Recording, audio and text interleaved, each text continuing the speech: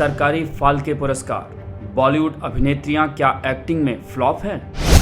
आशा पारेख को दादा साहेब फाल्के पुरस्कार मिला। हैरानी की बात है कि 79 बरस की आशा पारेख फाल्के पुरस्कार पाने वाली महज 7वीं महिला है। उनसे पहले सन 2000 में गायिका आशा भोसले को यह सम्मान मिला था। सोचिए, अब तक 69 लोगों को यह पुरस्कार दिया गया है और उनमें महिलाएं केवल 7।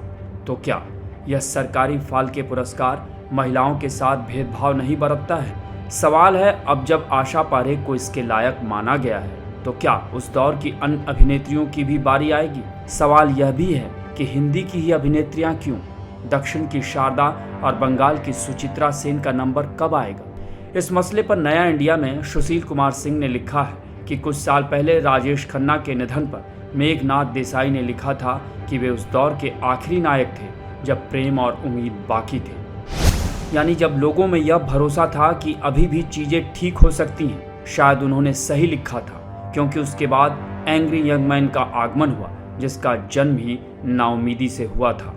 उसके साथ एक्शन बढ़ गया, अश्लीलता और फुहरता का पर्दे पर अतिक्रमण भी बढ़ गया, जबकि भाषा अपना वजन खोने लगी।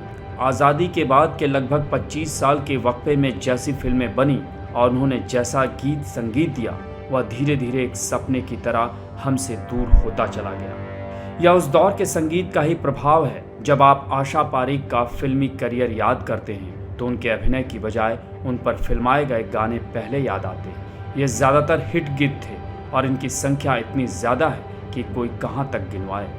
और वे ही क्यों, उन दिनों ऐसे कई हीरो और हीरोइन थे जिनका अभिनय याद करें तो उनके गाने ज़्यादा याद आएंगे। आशा पारेख, जिन्हें इस बार दादा साहेब फाल्के पुरस्कार से नवाजा गया, उसी दौर की देन है।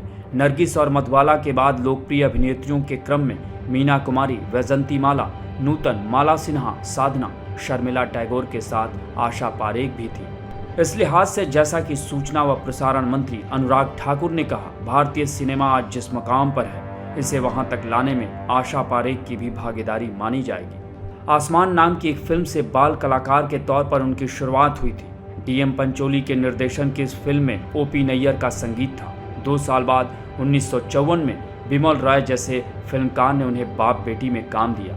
ये दोनों फिल्में नहीं चली, मगर 16 साल की उम्र में आशा पारेख को निर्माता सुबोध बनर्जी और लेखक व निर्देशक नासिर हुसैन ने दिल दे के देखो में हीरोइन बनाया। शम्मी कपूर के साथ 1957 में आई यह फिल्म ऐसी चली कि आशा पारेख चल निकली। इसके बाद नासिर हुसैन ने जब प्यार किसी से होता है, फिर वही दिल लाया हूँ, तीसरी मंजिल, बहारों के सपने, प्यार का मौसम और कारवां तक, यानी अगले 14 साल तक आशा पारेख को अपनी हीरोइन बनाए रखा।